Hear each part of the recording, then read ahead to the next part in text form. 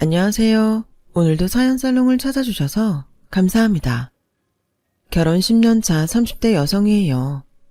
인간의 불행은 나와 타인을 비교해서 생긴다는 글귀를 읽은 적이 있어요. 저는 지금껏 살면서 나를 타인과 비교해 본 적은 없지만 제 남편은 늘 저를 동서와 비교하곤 했어요. 처음에는 동서 기분을 맞춰주려고 그러나 보다 했는데 지금까지도 귀에 딱지가 않도록 그러니 미치겠더라고요. 그 꼴을 7년 넘게 보고 살다 보니 이제 남편뿐만 아니라 동서까지도 곱게 보이지가 않더라고요. 남편 형제들이 시댁에서 모인다는 말만 나오면 며칠 전부터 머리가 아프고 속에서 천불이 나곤 한답니다. 남편이 말 안 해도 저도 알아요. 저보다 동서가 학벌도 높고 돈 잘 벌고 친정도 잘 산다는 걸요. 하지만 그걸 굳이 사람들 앞에서 조목조목 비교를 해야 하냐고요. 그렇게 따지면 저도 남편보다 잘나고 멋진 남자 만나 살고 싶어요. 살부비고 사는 자기 마누라 기죽이는 것 외에는 특별한 재주도 없는 인간 만나 속 썩고 살기 싫다고요. 정말 하루에도 12번씩 애 때문에 산다는 말을 주문처럼 외워가며 사는 내 심정을 지가 아냐고요. 오죽하면 제 아들이 뭐라는 줄 아세요? 엄마는 왜 아빠랑 결혼했어? 아빠는 엄마를 사랑하지도 않는데. 그날 아들 녀석의 말에 욕실에 들어가 한참을 울었어요. 그때 심각하게 이혼을 생각했어요. 15년 전 한 직장에서 만나 몰래 사내 연애를 할 때는 남편이 지금처럼 저를 무시하지는 않았어요. 그 반대였죠. 제가 비록 대학은 못 나왔지만 저희 부서에서 일 잘하기로 소문이 나서 남편도 제 칭찬을 많이 했었거든요. 우리가 처음 만났을 당시 남편은 영업부 대리였고 저는 격리과 사원이었어요. 영업을 뛰다 보면 접대 영수증 처리를 해야 할 일이 많아서 남편은 자주 저희 부서에 찾아오곤 했어요. 남편은 그리 영업 실적이 좋은 편은 아니었지만 사람이 착해서 제가 몇 번 위기에서 구해주곤 했어요. 경비 처리가 안 되는 3만 원 이상, 간이 영수증은 숱하게 도와주었고요. 오죽하면 저희과 과장님이 저보고 김대리 엄마냐고 했을 정도였어요. 그래서 회사 내에서 남편과 제가 사귀는 사이가 아니냐는 말도 제법 나오곤 했어요.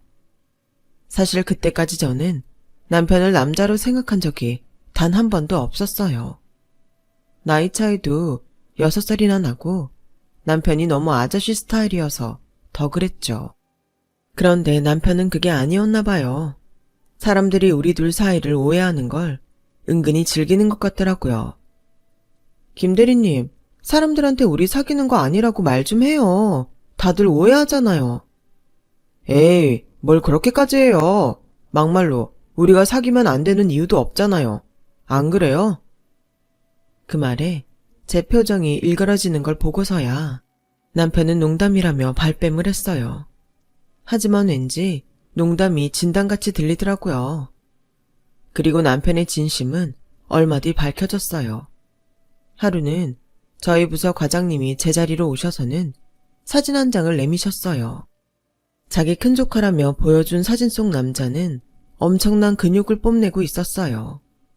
사실 저는 우락부락한 근육을 질색하는데 과장님 조카라서 싫은 티도 못 내고 근육이 대단하다고 빈말로 칭찬을 해주었죠. 근데 하필 그 모습을 남편이 본 거예요. 과장님은 제게 소개팅을 주선해 주겠다고 한번 만나보라고 하셨는데 그 말을 들은 남편이 쌩하니 사무실을 나가버리더라고요. 짧은 순간 본 거지만 분명히 남편의 얼굴은 잔뜩 화가 난 표정이었어요. 저 사람이 왜 화를 내나 싶었죠. 아무튼 소개팅은 정중히 거절을 했고 그 일은 잊고 지냈어요. 그런데 그 일이 있은 이후로 남편이 제게 냉랭하게 굴기 시작한 거예요. 복도에서 만나도 일부러 못 본 척 쓱 지나가 버리기 일쑤였죠. 갑자기 사람이 변하니까 내가 뭘 잘못해서 그런 건가 걱정이 됐어요. 그래서 사람들 없을 때 조용히 물었죠. 혹시 나한테 기분 나쁜 일 있냐고요. 그랬더니 볼멘 소리로 그러는 거예요. 유선희 씨가 그렇게 근육질 남자를 좋아하는지도 몰랐네요. 머리에 든 것도 없이 근육만 키우는 애들이 뭐가 좋다고? 30이 다 돼가는 남자가 한참이나 어린 제 앞에서 질투를 하는 걸 보니 한심하기도 하면서 한편으론 귀엽기도 하더라고요. 그래서 좀 놀려주려다가 남편의 슬리퍼 밖으로 나온 구멍난 양말을 보고는 마음을 고쳐먹었어요. 양말에 구멍이 난 줄도 모르고 하루 종일 발바닥에 땀이 나도록 영업을 뛰는 남편이 그날따라 짠하게 보였거든요. 그러면서도 한편으로는 참 열심히 사는 사람 같다는 생각이 들었어요. 비록 요령도 없고 백도 없어서 몸이 고생인 사람이지만 적어도 자신의 일에 최선을 다하는 모습이 참 좋아 보였거든요. 그래서 용기 내서 말했죠. 김 대리님, 저 맥주 한 잔 사주세요. 매번 술 한 번 사겠다고 말만 해놓고 한 번도 약속 안 지키셨잖아요. 그 약속 오늘 지켜주세요. 갑작스런 데이트 신청에 남편은 잠시 벙찐 표정이었어요. 싫어요? 그럼 마세요. 대신 앞으로 나한테 3만 원 이상 간이영수증 들이밀 생각도 하지 마세요. 그게 아니라 우리 둘만 만나는 건가 해서. 그리고는 제 반응을 살피더라고요. 김 대리님 주머니 사정 생각해서 나 혼자 베껴 먹으려고 했는데 싫으면 저희 과 사람들 다 부를게요. 아니야. 절대 그러지 마. 남편은 손사래를 치며 뭐가 그리 좋은지 입꼬리를 실룩거렸어요. 그날 남편과 저는 처음 둘이서 술을 마셨고 버스 막차 시간까지 수다를 떨었어요. 회사에서는 몰랐는데 막상 밖에 나와서 보니 아저씨가 아닌 친근한 오빠처럼 느껴지더라고요. 순박한 동네 오빠처럼요. 30이 다 된 남자가 순박하다는 게 좀 이상하게 들릴지 모르지만 그때 제가 느낀 남편은 그랬어요. 저는 남편의 그런 점이 좋더라고요. 그래서 나이 차이가 있음에도 남편과 사귀기로 마음먹었죠. 하지만 회사 내에서는 철저히 비밀에 붙이기로 했어요. 괜한 오해는 불러일으키기 싫었거든요. 연인 사이라서 남편이 낸 영수증만 경비 처리를 잘해준다는 오해 말이에요. 게다가 사귀다 헤어지면 서로 불편한 것 외에 주변 시선이 따가울 것 같아 미연에 방지하자는 뜻도 있었어요. 처음엔 그런 이유로 비밀 연애를 했는데 막상 사귀다 보니 스릴도 있고 우리만의 비밀이 있다는 사실에 묘한 쾌감도 있더라고요. 우리는 그렇게 5년이나 아무도 모르게 비밀 연애를 했어요. 연애 기간이 길어진 건 결혼 자금을 모으기 위해서였어요. 둘 다 집에서 첫째라서 그런가 부모님께 부담을 덜 들여야 한다는 강박이 있었거든요. 밑으로 동생들도 있어서 결혼은 우리 힘으로 해야겠다는 생각도 강했고요. 남편은 3형제 중 장남이었는데 그중 둘째 동생이 공부를 잘했어요. 그 집안에서 유일하게 명문대를 나와서 대기업에 다니는 엘리트였죠. 그래서 집안 분위기 자체가 장남인 제 남편보다 둘째 아들을 더 대우하는 것 같더라고요. 천성이 그런 건지 주눅이 들어 그런 건지 남편도 자기 동생을 어려워했어요. 그런데 솔직히 저는 둘째가 마음에 안 들더라고요. 잘난 건 알겠는데 지 형 알기를 개똥으로 알았거든요. 형이 말하는데 툭 하면 뚝뚝 끊고 사사건건 형을 이기려 들었어요. 그러다 보니 막내 동생도 제 남편을 우습게 하는 것 같더라고요. 저희 집에서는 있을 수 없는 일이라 처음엔 많이 불편했어요. 시댁에 인사를 드리고 온 뒤로 왠지 남편이 더 불쌍하게 느껴져서 나라도 잘해줘야겠다는 생각을 했어요. 결혼 날짜가 잡히고 청첩장이 나오자 우리는 회사에 청첩장을 돌렸어요. 그동안 우리가 사귄 줄 몰랐던 회사 사람들은 다들 엄청 놀라더군요. 심지어 저희 부서 언니들은 걱정스런 표정으로 정말 괜찮겠냐고 물었어요. 그때는 언니들의 그런 반응이 남편을 무시하는 것 같아서 기분 나빴는데 지금에 와서 생각하니 그 언니들이 사람 볼 줄 알았구나 싶더군요. 기혼자였던 언니들은 연애와 결혼이 천지 차이라는 걸 알았던 거죠. 결혼을 하고 한동안 남편과 저는 맞벌이를 했어요. 벌 수 있을 때 열심히 벌어놔야 제가 출산으로 회사를 쉬게 될 때 덜 부담이 갈 것 같았거든요. 그런데 생각지 못한 일이 벌어진 거예요. 글로벌 금융위기로 IMF 때만큼이나 경제 사정이 안 좋아져서 저희 회사도 타격이 컸거든요. 40대 초반 과장급한테도 희망퇴직 신청을 받을 정도였어요. 부부 사원인 경우는 둘 중 하나는 회사를 떠날 각오를 해야만 했죠. 결혼하고 얼마 안 돼서 이런 일이 생겼으니 저희가 운이 안 좋았죠. 결국 제가 퇴사를 하면서 남편이 회사에 남게 되었어요. 어쩔 수 없는 결정이었어요. 저보다 남편이 직급도 높고 월급도 더 많았으니 당연한 일이었죠. 회사를 나오고 한동안 재취업을 하려고 발버둥 쳐봤지만 있는 직원도 자르는 마당에 유부녀 고졸 격리직 직원을 받아줄 회사가 어디 있겠어요. 월급을 낮춰서라도 어디든 들어가겠다 마음먹었지만 소용없었어요. 결국 회사원을 포기하고 동네 마트에 이력서를 냈고 격리 경력을 인정받아 캐셔로 들어가게 되었어요. 그런데 하늘도 무심하시지 하필 그때 임신을 했지 뭐예요. 거기다 입덧이 너무 심하고 임신 초부터 유산기가 있어서 몇 달 일도 못하고 제 발로 나오게 되었어요. 그때는 정말 암담하더라고요. 그러면 안 되는 줄 알면서도 뱃속의 아이를 많이 원망했어요. 아직도 우리 큰아들을 볼 때마다 그때 일이 떠올라 미안할 때가 많아요. 큰애가 태어나고 집에서 육아를 하다가 애가 젖을 때고부터 슬슬 몸 만들기를 시작했어요. 어떻게든 다시 일자리를 구해야겠다는 생각이 강했거든요. 그 무렵 시동생이 결혼을 하게 됐는데 유유상종이라고 시동생 못지않게 학벌도 직장도 빠지지 않는 여자였죠. 집도 좀 사는 편이라서 신혼집을 구할 때 동서 친정에서 절반가량을 보태줬다고 하더라고요.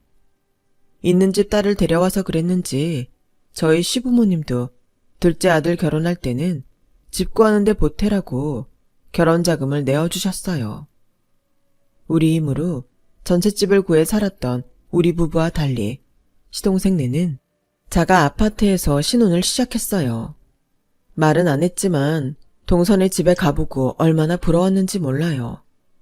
인테리어 잡지에서나 나올 법한 집이더라고요. 비록 대출이 많이 끼어있기는 했지만 그래도 자가 아파트라는 사실이 무엇보다 부럽더라고요. 보증금 올리겠다는 집주인의 달갑지 않은 전화를 안 받아도 되니 말이죠. 그때부터였던 것 같아요. 남편이 저와 동서를 비교하기 시작한 건 말이죠. 동서는 속도 위반으로 임신을 한 채 시집을 왔음에도 불구하고 시부모님 앞에서 당당했어요. 누구 하나 그 문제로 동서한테 눈치를 주는 사람이 없어서 그랬을 거예요. 시집을 올 때 혼수며 예단도 최고급으로 해온 며느리였기에 더더욱 그랬죠. 엄연히 제가 맏며느리였지만 여자는 남편 따라 대접받는다고 시댁 식구들은 저보다 동서를 더 대접해 주었어요. 저는 부리는 며느리, 아랫동서는 받들어야 할 며느리였죠. 게다가 동서는 임신까지 한 상태라 명절 때도 모든 일은 제 몫이었어요. 동서가 시집 오고 처음 맞는 명절에 저는 혼자일 때랑 똑같이 명절 음식을 만들고 그 많은 설거지를 해야 했죠. 임신 5개월 차였던 동서는 상전 대우를 받으며 안방에 들어가 누워있을 때도 저는 엉덩이 한번 붙일 새 없이 일해야 했어요. 운 좋은 년은 어떤 상황에서도 몸 편히 사는구나 싶었어요.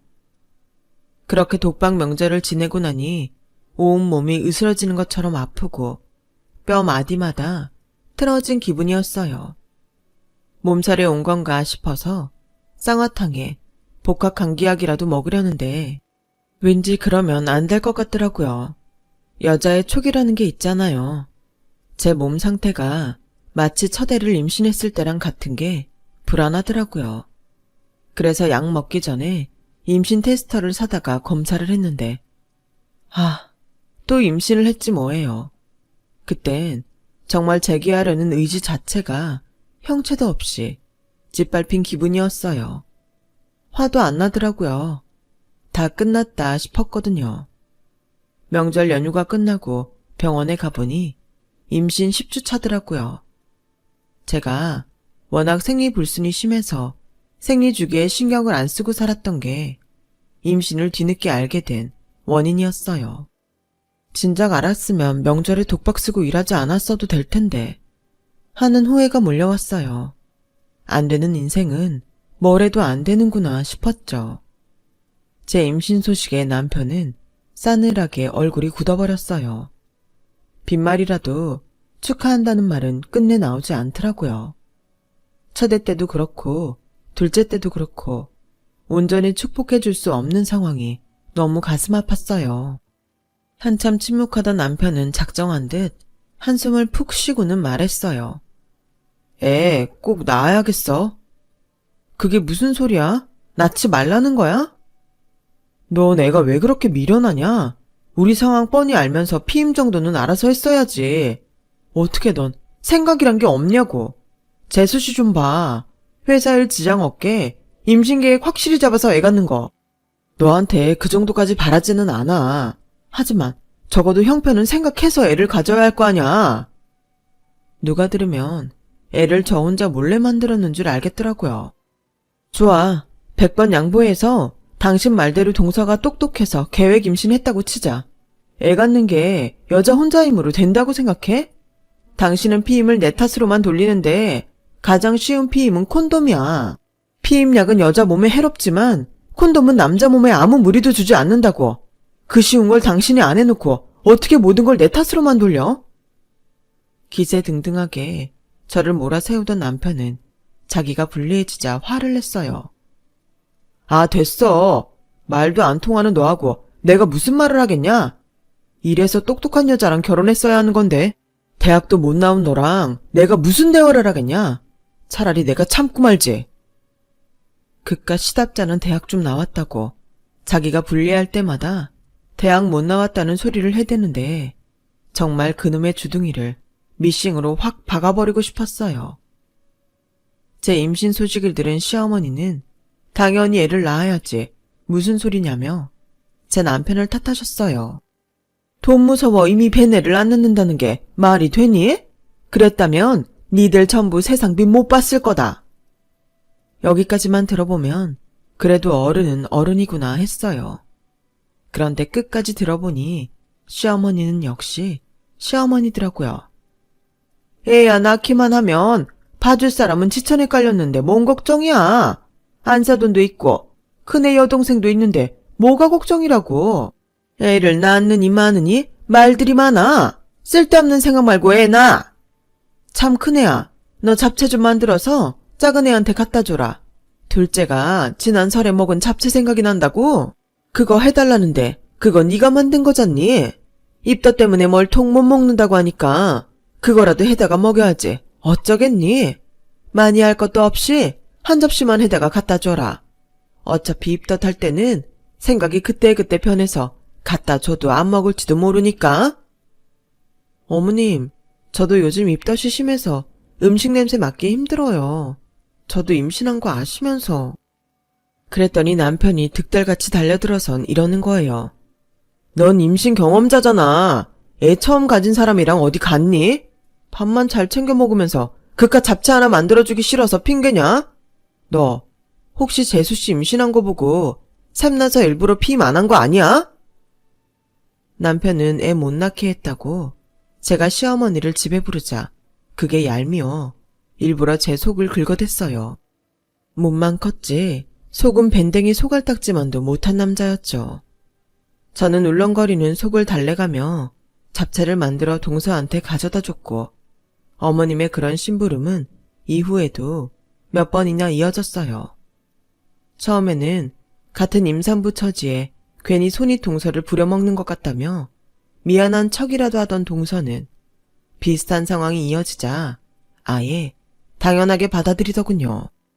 제가 출산하기 두어 달 전 동서는 첫 아이를 낳았어요. 아들이었죠. 돈 있는 집이라 그런가 출산 후 바로 유명 산후조리원으로 옮겨 산후조리를 시작하더라고요. 말 그대로 산후조리부터 몸매 관리까지 체계적으로 짜인 스케줄에 따라 철저하게 관리되는 곳이었어요. 게다가 시설도 좋고 저도 돈만 있다면 이곳에서 케어받고 싶다는 생각이 굴뚝 같았어요. 그래서 저도 모르게 부럽다는 말이 툭 튀어나왔는데 그 말을 들은 남편이 가족들 앞에서 제게 그러는 거예요. 부러우면 너도 돈 벌어. 재수 씨도 다 자기가 번 돈으로 산후조리원 간 거야. 남이 가진 거 부러워할 생각만 하지 말고 그 사람이 그걸 갖기 위해 얼마나 노력했는지부터 생각해. 꼭 능력도 없는 것들이 남의 떡 보고 침 흘리더라. 안 그래요, 재수 씨? 재수 씨는 참 능력도 있고 센스도 있고 뭐 하나 빠지는 게 없습니까? 시간 날 때 제 집사람한테도 조언 좀 해주세요. 이 사람은 무식한 데다 센스라고는 눈꼽만큼도 없다니까요.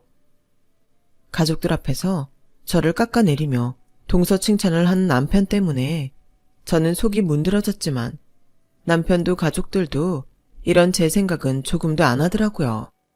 그날 집으로 가는 차 안에서 울면서 남편한테 서운하다 했더니 돌아오는 건 애꿎은 타박뿐이었어요. 오늘 우리가 거기 왜 간 것 같니? 재수씨 출산 축하하러 간 거야. 힘들게 애 낳은 사람 기분 좀 띄워준 거 가지고 네가 지금 질투할 일이니? 사람이 왜 그렇게 생각이 어려? 여자의 적은 여자라더니 그런 거냐? 혹여 재수씨를 적으로 생각한다면 그 생각 일찌감치 접어라. 재수씨랑 너랑 상대가 되겠니? 그럴 바엔 차라리 고개 팍 숙이고 밑으로 기어 들어가는 게 상책이야. 베테랑 영업맨으로서 해주는 조언이다. 베테랑은 개뿔. 형편없는 자기 영업 실력은 누구보다 내가 잘하는데 어디서 뻥을 치는지. 남편의 말 같지도 않은 전략 탓에 마음이 상한 건 저뿐이었죠. 2달 뒤 둘째 아이를 출산했어요. 딸이었어요. 둘째를 낳지 말라고 했던 남편은 딸아이 재롱에 빠져서 지난날 자신의 과언은 생각도 못하는 것 같았어요. 그래도 애들한테 잘하니 그나마 다행이다 싶었죠. 둘째까지 낳고 보니 제게서 제 취업은 더욱 멀어져 버렸어요. 애 둘을 친정에 맡기고 일을 다닐 수는 없었거든요. 그래서 절약하는 것만이 돈을 버는 거라는 각오로 최대한 생활비를 아끼기 위해 노력했어요. 그렇다고 사람이 먹을 건 못 먹고 살 수는 없는 거잖아요. 그래서 여러 매체를 통해 틈새 절약 노하우를 익혀나갔고 그걸 블로그에 하나하나 기록해 나만의 절약 노트를 만들었어요. 정부에서 지원하는 육아 관련 사업과 혜택들도 꼼꼼히 찾아서 신청을 했고요. 화장실 휴지 한 장, 수돗물 한 컵도 허투루 쓰지 않도록 절약했어요.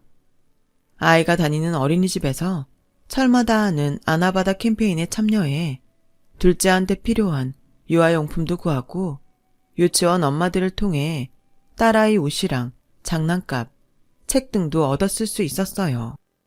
제가 잘 쓴 물건들은 다시 세탁해서 필요한 다른 엄마들한테 나눠주면서 서로 필요한 물품 교류를 해나갔죠. 비싼 돈 주고 아이들을 키즈카페에 데려갈 게 아니라 마음 맞는 엄마들 몇 명과 함께 공동 육아를 하며 아이들과 함께 놀아주기도 했어요. 가전제품을 사고 나온 대형 박스를 이용해 종이집을 만들어 아이들이 들어가 놀 수 있게 해주고 안 쓰는 자투리 천을 모아서 아이들 놀이복도 만들어 입히곤 했죠. 장을 볼 때도 공동으로 채소며 생선 등을 구입해 필요한 만큼씩 나눠 가져가고 돈도 나눠서 냈더니 생활비도 많이 절약이 되더라고요. 남아서 버리는 채소도 없게 됐고요. 돈 대신 엄마들 품을 팔아 생활비를 아끼다 보니 하루하루 돈을 쓰는 게 아니라 돈을 모으는 기분이 들었어요. 이 모든 노하우를 블로그에 착실히 기재하다 보니 블로그 이호 신청도 많이 들어오고 조회수도 엄청나게 늘어갔어요. 그러던 어느 날이었죠. 모르는 번호로 전화가 왔더라고요. 생활가전을 만드는 중소기업인데 자기네 제품을 써보고 평가 좀 해달라고 하는 거예요. 사용한 제품도 주고 소정의 사례금도 지불하겠다고요. 이게 말로만 듣던 뒷광고인가 싶었죠. 그래서 블로그에다 그런 광고는 안 한다고 선을 그었죠. 그랬더니 광고를 해달라는 게 아니라 주변 엄마들과 함께 제품을 써보고 모니터링을 해달라고 하더군요. 제품에 대한 좋은 말을 해달라는 게 아니라 주부들이 직접 써보고 개선할 점을 위주로 알려주셨으면 합니다. 저희한테 나쁠 건 없을 것 같아서 친한 엄마들 몇몇과 함께 제품을 써보고 이 제품이 어떨 때 사용하기 좋은지, 어떤 부분이 불편한지 등을 꼼꼼히 적어 회사에 보내주었어요. 그랬더니 보고서가 마음에 들었는지 이후에도 신제품이 나올 때마다 연락을 해주시더라고요.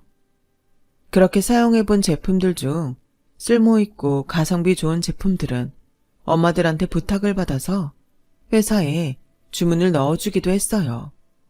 블로그를 통해 보고 어디 제품이냐고 쪽지를 보내오는 사람들도 많았고요.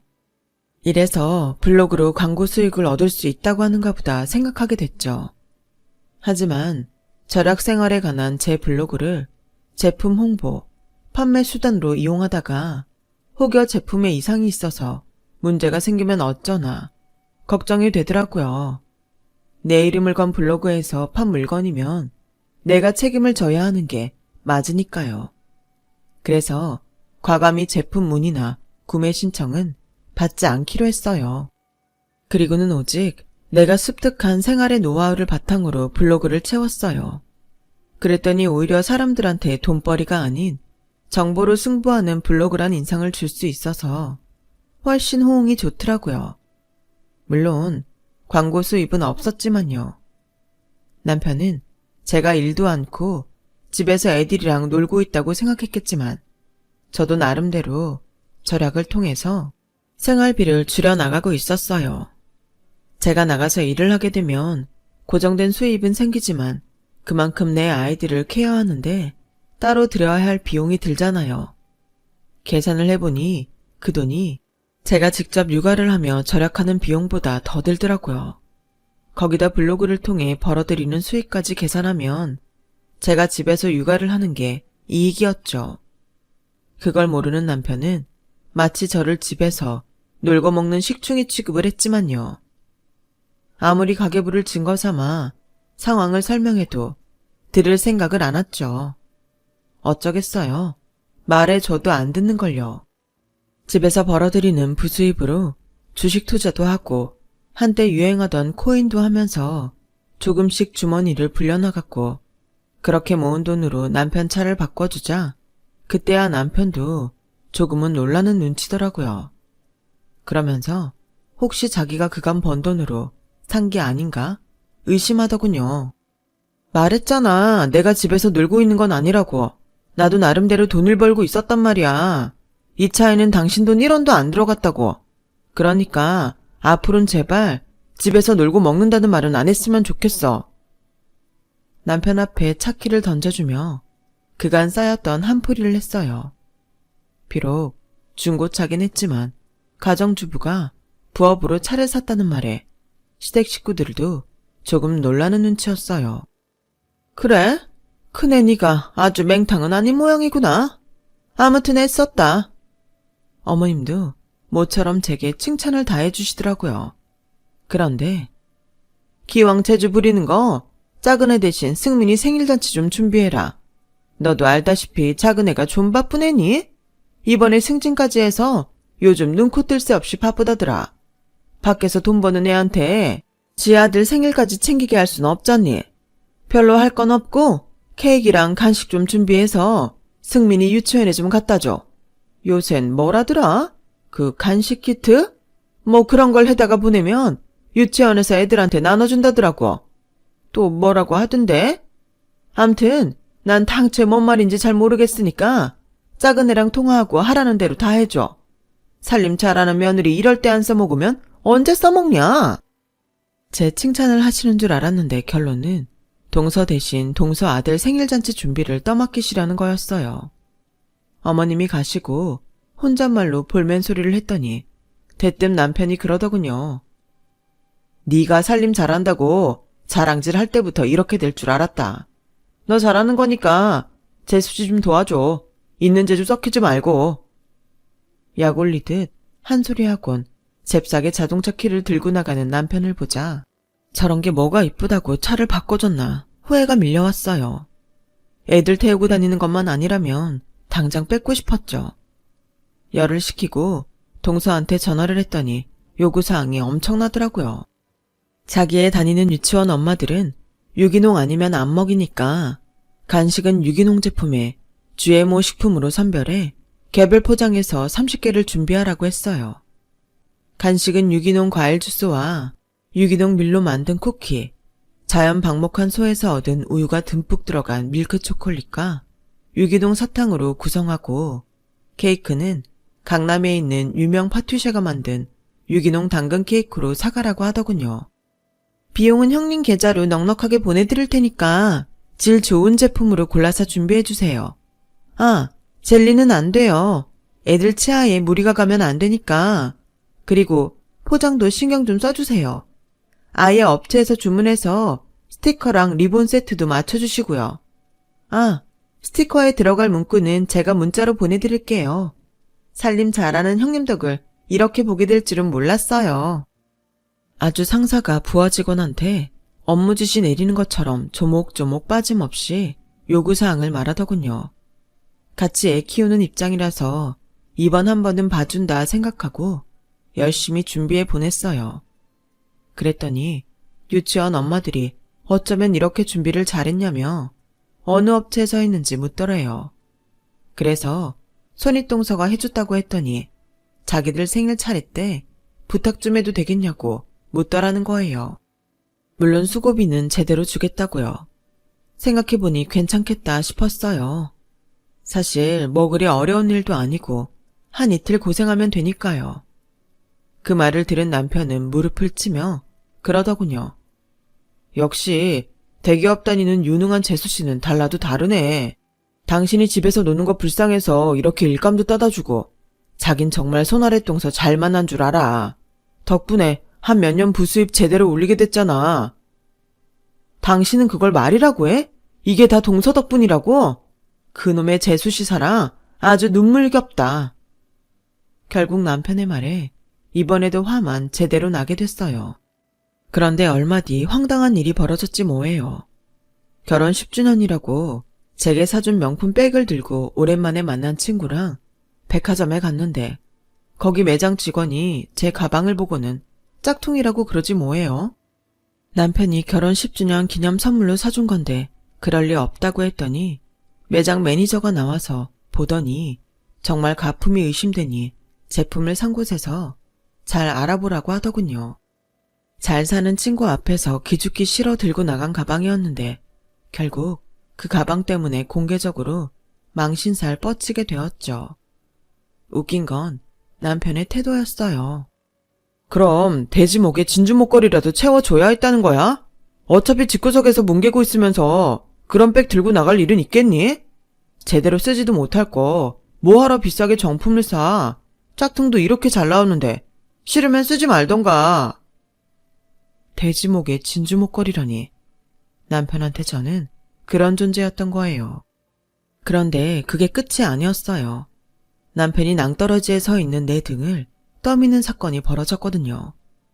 추석을 맞아 시댁에 다들 모였는데 웬일로 시동생이 제 남편한테 싹싹하게 굴지 뭐예요. 이어지는 말에 저는 기함을 토했죠. 형, 무슨 돈으로 그런 걸 다 사보냈어. 난 형수님한테 뭐 하나 사드린 것도 없는데 우리 와이프까지 챙겨주고. 그래요 아주버님, 이번에 너무 큰 돈 쓰셨어요. 생일 선물로 그렇게 비싼 선물을 받아도 되는지 모르겠네요. 도대체 남편이 뭘 줬길래 싸가지 부부가 이 난리를 치나 싶었어요. 남편은 간만에 어깨를 쫙 펴고 갖은 생색을 다 내며 그러더군요. 저 그 정도는 버는 사람입니다. 걱정 마시고 편하게 쓰세요.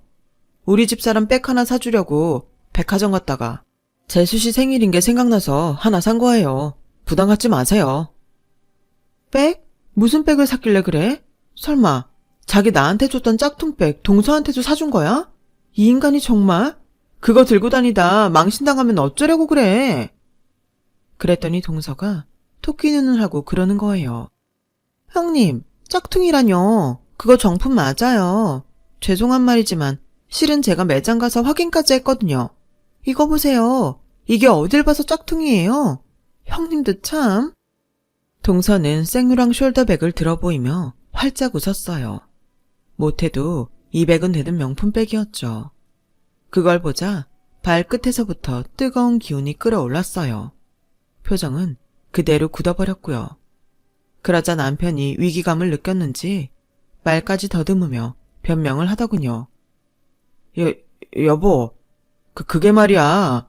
재수 씨한테 가짜를 사줄 순 없잖아. 사람이 급이라는 게 있는데. 아니, 그렇다고 자기가 급이 낮다는 건 아니고. 아, 미치겠네. 좋아, 솔직히 말할게. 고기도 먹어본 놈이 먹는다고 저런 백도 들고 다녀본 사람이 들어야 폼도 나고 그런 거 아니야? 게다가 당신이 명품백 들어봤자 누가 그걸 정품이라고 믿겠어? 동대문 시장에서 산 짝퉁이라고 믿지. 그럴 바엔 부담 없고 모양 비슷한 짝퉁 들고 다니는 게 낫지 않아? 재수씨야 회사에서 직급도 있고 워낙 있는 부티가 나는 사람이니까 정품 드는 게 맞지 않겠어? 내 말이 틀려? 틀리면 말해봐. 이놈이 기어이 그 주둥이로 황천길을 재촉하더라고요. 저는 온몸에 힘을 끌어모아 남편의 뺨을 쳤어요. 내 수준을 왜 네가 결정해? 네 수준이 바닥이니까 나도 너랑 같은 수준인 줄 아는 모양인데 착각 마. 나 회사 그만둘 때 부장님이 그러셨어. 회사에 필요한 건 네가 아니라 나라고. 자리 차지하고 앉아서 꼬박꼬박 월급만 받아가는 무능한 너 대신 나보고 회사에 남으라 그랬다고. 그런 걸 남편이라고 사정해서 회사에 남겨줬더니 네가 잘나서 그 자리에 붙어있는 줄 알지? 고작 고졸 출신 경리한테도 밀리는 새끼가 주둥이만 살아서 나불대는 꼴이라니? 급? 내가 보기에 너는 급이라고 할 건덕지도 없는 놈이야. 쥐꼬리만한 네 월급 내가 재테크로 불리지 않았으면 목돈은커녕 흔적도 없이 사라졌을 거라고. 잘난 재수씨 보니까 네 옆에 있는 마누라가 하찮게 보이나 본데 너는 죽었다 깨도 네 재수씨 같은 여자 절대 못 만나. 너는 네 동생만큼 스펙이 안 되잖아. 네가 고졸인 나를 만난 게 실수인 것처럼 말하는데 아니야. 네가 똥통대학을 나오고 그저 그런 회사에 다니고 벌어놓은 돈도 없고 능력이 개판이라서 선택지가 없었던 것뿐이라고. 근데 어쩌냐? 고졸이 나한테까지 까이게 생겼는데 더는 너 같은 머저리랑은 살기 싫거든. 애들은 내가 데려갈게. 어차피 넌 애 키울 능력도 안 되는 놈이니까. 저는 그 길로 애들을 데리고 집으로 돌아왔어요. 그리고는 재산 목록을 정리해 재산 분할 계산을 했어요. 아이들 양육비도 산정하고 앞으로 먹고 살 방법도 떠올려 보았죠. 그동안 협업을 하자는 회사들이 꽤 있었는데 그 중에서 제가 일할 수 있는 업체를 골랐어요. 일단 이혼 전에는 큰 수익을 내서는 안 되기에 아이들 양육권을 받을 수 있는 선에서 수입을 제한했어요. 이혼 전에 만들어진 수입은 부부가 재산 분할을 해야 하니 저로서는 손해일 뿐이잖아요. 그래서 큰 수입을 얻을 수 있는 일은 나중으로 미루기로 한 거죠. 남편은 자기가 잘못했다며 이혼만은 안 된다고 울고불고 했지만 이미 저는 마음의 결정을 끝낸 뒤였죠. 그렇게 저는 남편과 이혼을 했어요. 양육권과 친권도 가져왔죠. 살던 전셋집은 빼서 남편과 나눠 가졌고 차는 남편이 타는 대신 저는 차 구입비의 절반을 현금으로 받았어요. 그리고 매달 두 아이의 양육비를 받기로 했죠. 이혼 후 저는 출판사와 계약을 맺고 블로그에 올렸던 살림 노하우를 바탕으로 책을 냈어요. 그리고 블로그를 통해 강연 의뢰를 받아 강연도 다니게 되었죠. 거기다 몇몇 회사들과 협업 계약을 맺고 모니터링을 통해 신제품 구상부터 출시까지 관여하게 되었죠. 내 아이들을 키워야 한다는 생각에 잠도 줄여가며 일을 한 덕분에 남편이 벌어다준 돈으로 생활을 할 때보다 오히려 살림은 나아졌어요. 그리고 얼마 뒤 저는 난생 처음 경호원들의 에스코트를 받으며 팬사인회를 갖게 되었어요. 제가 출간한 책과 블로그의 성공 덕분이었죠. 그런데 하필 그 자리에서 남편과 만나게 된 거예요. 남편은 제 곁을 지키고 있는 경호원을 보고는 깜짝 놀라더군요. 솔직히 저도 처음 있는 일이긴 했지만 남편 앞에서만큼은 기죽기 싫어서 대수롭지 않은 일상의 일부인 것처럼 행동했어요. 그랬더니 남편이 한숨을 푹 쉬면서 그러더군요. 내가 내 복을 찬 것 같다. 나 얼마 전에 회사에서 나왔어. 뭐 쫓겨난 거지. 당신 말대로 나란 인간은 회사에서 월급이나 축내는 식충이 같은 놈이었더라고. 집에서는 동생한테도 치이는 못난 장남이고 아내란 자식들도 못 지킨 못난 가장이잖아. 실은 당신이 나보다 나은 사람인 걸 전부터 알고 있었는데 자존심이 상해서 인정하기 싫더라고. 그래서 일부러 재수 씨랑 비교하면서 당신 기죽이려고 했어. 당신이 못난 날 버리고 떠날까봐 두려워서 그랬던 것 같다. 너무 늦었지만 미안해. 남편은 고개를 푹 숙이고는 축 처진 어깨로 터벅터벅 걸어갔어요. 그 모습을 보니 안 됐다는 생각이 들기도 했지만 그렇다고 다시 남편의 손을 잡아주고 싶지는 않았어요. 그러기엔 그동안 제가 받은 상처가 너무도 깊었으니까요. 현재 저는 두 아이를 키우며 작은 업체를 꾸려가고 있어요. 아이들 생일이나 집들이, 홈파티, 그 밖에 크고 작은 집안 행사를 위한 물품 스타일링을 주로 맡고 있죠. 제 블로그를 통해 예약을 받고 있고 직원은 그동안 저와 공동 육아와 공동 장바구니 생활을 했던 제 아들 친구 엄마들이에요. 현명한 살림이 돈이 될 수 있다는 걸 아는 현명한 주부들이죠. 바쁜 직장인 엄마들을 대신해서 각종 퀴즈 파티도 대행하고 있는데 엄마들 입소문을 타고 예약이 밀려서 요즘은 행복한 비명을 지르고 있답니다. 비록 몸은 고단하지만 내 아이들에게 당당한 엄마로 살기 위해 오늘도 열심히 살아가는 제게 많은 응원해주세요. 제 사연을 들어주셔서 감사드립니다. 들어주신 분들 모두 행복한 하루하루 보내시길 진심으로 바랍니다. 여러분, 사연 댓글에 응원과 현명한 조언 부탁드려요. 좋아요와 구독은 저에게 큰 힘이 됩니다.